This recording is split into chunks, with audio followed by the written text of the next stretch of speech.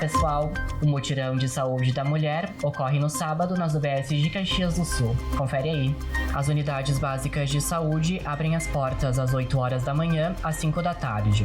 Entre os atendimentos oferecidos estão solicitação de mamografia, vacinas do calendário de rotina, vacina contra a Covid-19, exames preventivos de câncer de colo de útero e atendimento odontológico.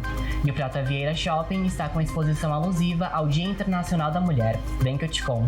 A mostra Poli Expressão e Arte conta com 15 fotografias da fotógrafa Francesca Marcon. As fotos mostram a prática do polydance em diferentes níveis, exibindo a beleza, força e a estética da prática. A exposição pode ser conferida até o dia 22 de março. Você sabia que pode ser um doador de sangue e ajudar o Hemocentro da cidade?